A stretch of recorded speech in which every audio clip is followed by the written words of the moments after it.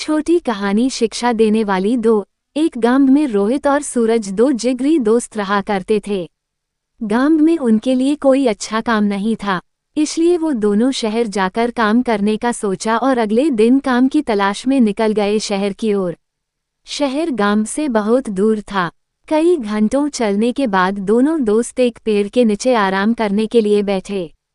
छोटी कहानी इन हिंदी। रोहित सूरज से कहने लगा, शहर अभी भी 4-5 किलोमीटर दूर है। लेकिन सूरज ने कहा, नहीं, शहर मात्र 2-3 किलोमीटर दूर है। इसी बात पे दोनों में बहस होने लगी। अचानक सूरज ने रोहित को जोर से एक चाटा मार दिया।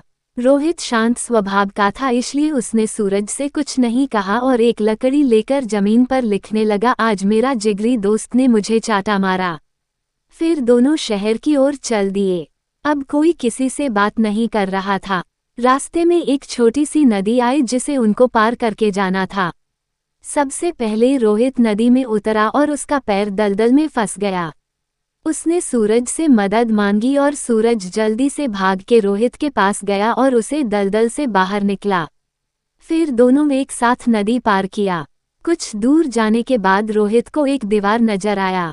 उसने एक पत्थर ढूंढ के दीवार पर लिखने लगा, आज मेरे जिगरी दोस्त ने मेरी जान बचाई।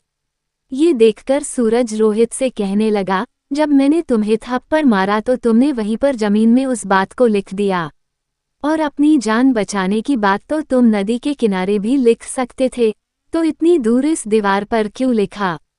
तब रोहित ने जवाब दिया कि किसी की बुरी बातें या बुरा करा कुछ भी अपने मन में जमा करके नहीं रखना चाहिए। इससे उस इंसान के प्रति हमारे मन में नफरत पैदा होती है। इसलिए जब तुमने मुझे थप्पड़ मारा तो मैंने उसे जमीन पर लिख दिया, क्योंकि कुछ देर बाद हवा चलेगी और वो लिखावट मिट जाएगी।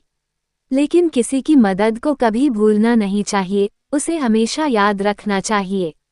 इसलिए मैंने तुम्हारी की हुई मदद को नदी के किनारे नहीं लिखा और यहाँ इस दीवार पर लिख दिया ताकि ये बहुत दिन तक यहाँ लिखा रहे। रोहित की जवाब सुनकर सूरज खुश हो गया और रोहित को गले से लगा लिया। फिर दोनों हंसते हंसते एक साथ शहर की ओर जाने लगे। हमने आपके लिए 10 नए मजेदार नैतिक कहानियां लिखी है, आप इन्हें भी पढ़ें। सीख। इस छोटी सी कहानी से हमें ये सीख मिलती है कि हमेशा दूसरों की अच्छाई को अपने दिल में जगह देनी चाहिए। इससे हमारे रिश्ते उस इंसान के साथ अच्छे रहते हैं।